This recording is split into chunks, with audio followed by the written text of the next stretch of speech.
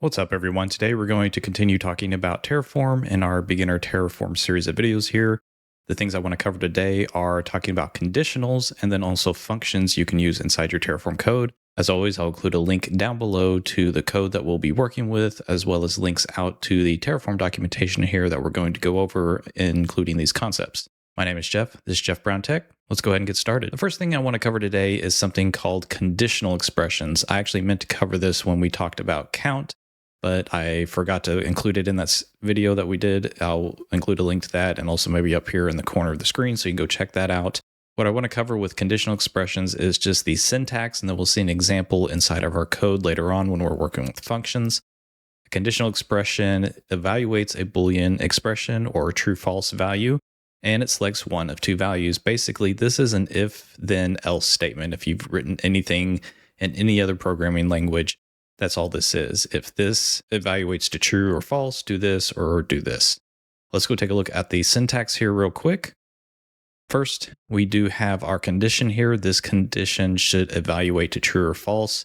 It could be just the value of a variable. It could be a Boolean value that's already true or false. Or maybe you're checking the condition of something like the example we have down here. We're looking at the value of a variable called a. We're saying equal. This is an evaluation expression. And we're saying if this variable, it's a string value, is just an empty string, we're going to give it this value. Otherwise, keep its existing value. Continuing on with the topic of the syntax here, we have basically our if statement here, like we were just talking about. The question mark, you can consider a then statement maybe, or the first part if it evaluates to true. As it mentions right here, this is your true value. And our colon here is then going to be our else statement. And then we have, what are we going to do if our condition evaluates to false? And as the statement down here says, if the condition is true, then the result is the true value. If the condition is false, then the result is the false value. Looking at this example again, if this variable a is an empty string, we're going to give it this default value. Otherwise, keep its existing value. That's all I really wanted to cover with this, is just go over the syntax. Hopefully you're familiar with if-then-else statements. You've used them in some other programming or scripting language, but just wanted to go over this. If you ever worked with PowerShell, and I've done videos on PowerShell a lot on my channel here, this is the syntax for a ternary operator. This was something new that was introduced in PowerShell 7. Previously, you had to do full syntax of if, then, else statements and everything, and they introduced this ternary syntax of just using the question mark and the colon, just making it shorter for quick statements or conditionals that you want to evaluate. And we'll see an example as we go into talking about functions. Speaking of functions, let's jump over to that documentation before we go take a look at our code. This is just going over that the Terraform language includes lots of built-in functions that you can call. You can use these to transform, manipulate, combine your different variable values or data you might be working with inside your Terraform configuration. A quick example here that they have is max, and you can see it takes 3 different arguments. Sometimes these functions take 1 argument.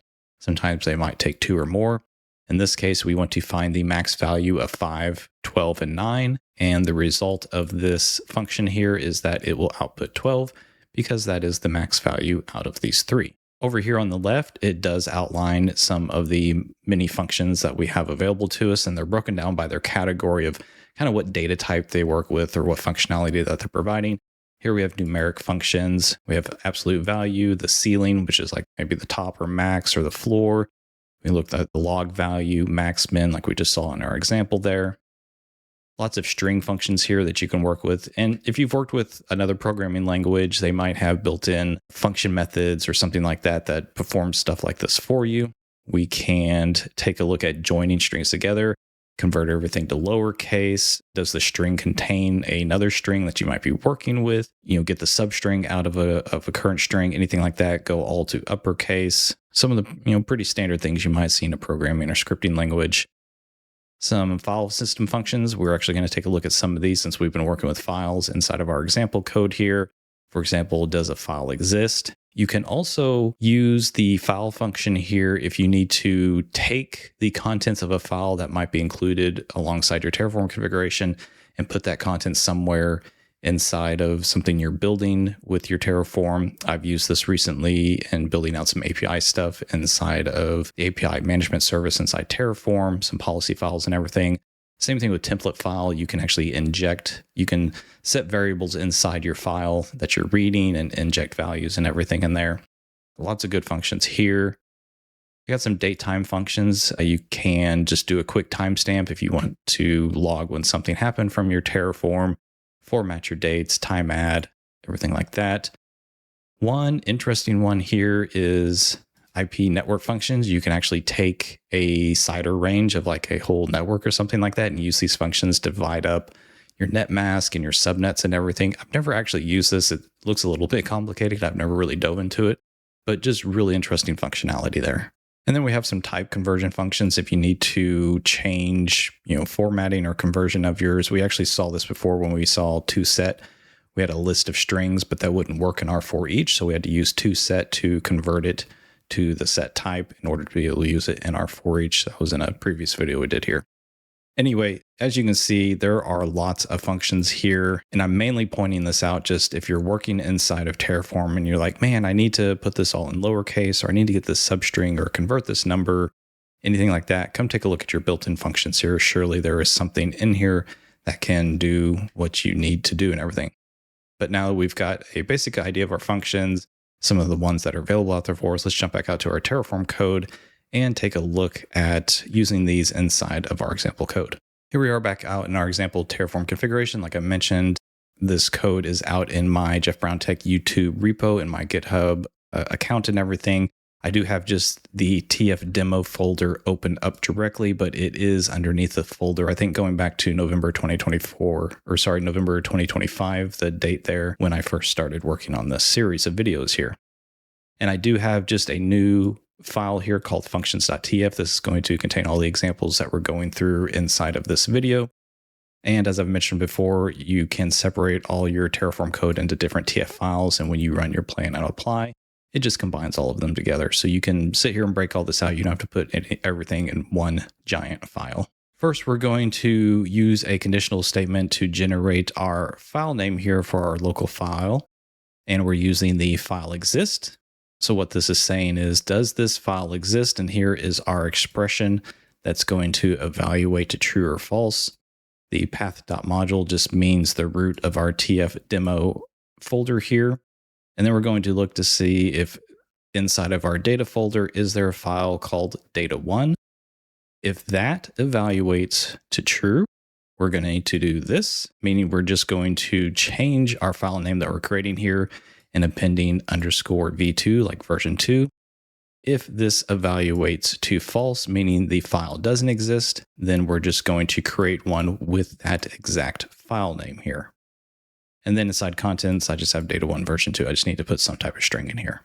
This is an example of combining a conditional statement for determining what we're going to call our file name here, and then using the fileexist to determine that. Now let's go ahead. I'm going to expand this out. And we can see we do already have a file here called data1. So when we run this, this should come back and say it wants to create a file name data1 v2. So let's run Terraform plan. And we can see we have one thing we want to add here, and it's doing exactly what we expected it to do. The name of our file is going to be data1 v2 because data1 already exists. If I were to go through and let's just delete this file here, I'm going to clear out the screen. Let's run another Terraform plan. And we can see that our file name is going to be data1 because this evaluated to false. That file did not exist. So we are going to give it the name data1. Perfect. So it's working as expected. Basically, what we're wanting to do here is, let me fix that F a little bit, is create a file either called data1 or data1 version 2. Let's go ahead and clean this up here and go into our next example. And that's just using the timestamp function to add content to our file here. Everything else, this is the same. I've got files directory here, and I'm creating a file just called timestamp. And just inputting the content of the file is going to be timestamp. I don't need to pass it any parameters or any other information like that. Let's go ahead and run our Terraform plan again and see what this looks like. Let me expand this up here. We have our timestamp file that it wants to create, but do notice the content. We don't know what the content is going to be because it's going to get the timestamp of exactly when it runs and goes to create this resource. At this point, we don't know what that content is going to look like. Let's go ahead and run our Terraform apply. I'm going to say auto approve. Remember that we'll just apply whatever is going to happen here and doesn't prompt us to do it. And we can see 3 resources added or changed. Let's go back and close this out and let's go look inside of files here. And here is our timestamp file that it created. And we can see this is February 22nd, 2026 in UTC time. There's probably different ways to format that to make it maybe a little more readable or more sense for whatever you need it to. But in this case, just outputting the timestamp there for us. Now, here's the interesting thing. Let me go back to functions here. I'm going to run plan again. Now notice every time you run this, it wants to update the current timestamp or the timestamp that's in the file with the next newest timestamp. So every time you run this, it wants to update that. Now, if that's expected, let's say you're just writing to a file every time you run Terraform or something like that, that would be expected and fine.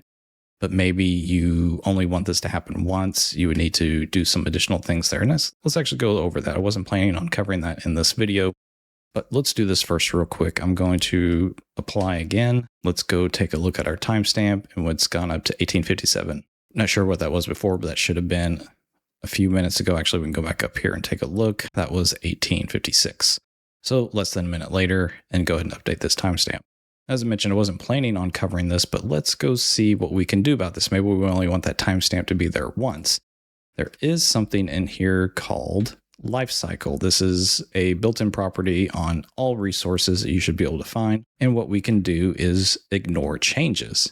And what you're saying here is, I want you to ignore any changes to this particular property on this resource. If you go run Terraform, plan, or apply, it's going to ignore any changes to our content here, in this case, our timestamp. Let's go ahead and try this again here. We'll clear out the screen and let's just do a Terraform plan. And we can see no changes. Your infrastructure matches the configuration because now it's ignoring any changes to our timestamp based on our lifecycle block here and then ignore changes. This definitely comes in handy if you're wanting to just ignore changes on a resource or something dynamically updates on the resource that you don't always want to have to track inside of Terraform. Super useful there. All right, we have one more function that I wanted to go over here, and this one is called jsonencode, where you are taking things written in the Terraform HashiCorp language here, HCL, and you want to convert it into JSON. So in this case, we uncomment this. What we're doing here is we're creating a file called jsonencoded.json. And as usual, we have our content field here, and I'm using the jsonencode function here. And inside of our open and close parentheses of what we want our file contents to be, I start writing out the contents of my file, and I'm using the HashiCorp kind of key value syntax and not writing it out in JSON. In this case, I have an object here with my open and close curly brackets. Then I have my keys here of just like hello and name and my values, and it's using equal sign, which is what we have been using inside of all of our other Terraform configuration files here, the language, the syntax, and just writing it out like it would look like inside of Terraform. Hello world, name Jeff. Now what this is going to do is when it goes to create the file, it's going to take this and just convert it into JSON and put it inside of our file. Let's go take a look at what that will look like. I'm just going to do my auto approve here because I know I want to make these changes. It's going to go through and create our file. So this is under files and jsonencoded.json. And here, notice we still have our curly brackets, but we have hello world, comma, name, and then name Jeff. That's more JSON syntax here. I'm not crazy about this here, so I'm going to go through and say format document, just to bring it out and make it look like this with our comma here also separating our fields. Let me go ahead and split this to the right just so I can emphasize what this looks like here. Again, we have our contents of our file written out more in the HashiCorp kind of language of using equal signs. Then using the jsonencode function here, it will take that and convert it into JSON for our file here and its particular syntax. That is it for this video. As I mentioned, there are tons of functions out there. I just wanted to highlight a couple here and use them in examples that kind of align with what we're doing inside of our files. There's also file and template file, which I probably could have done some good examples on here, but just wanted to keep it simple, show you a couple of things here of JSON encode. We have timestamp, fileexist. We talked about our conditional statements if you need to do if then else, things like that. And then also ignoring changes using the lifecycle property. Anyway, hope you found this useful. I will continue on with this series. Thank you for watching. We'll see you next time.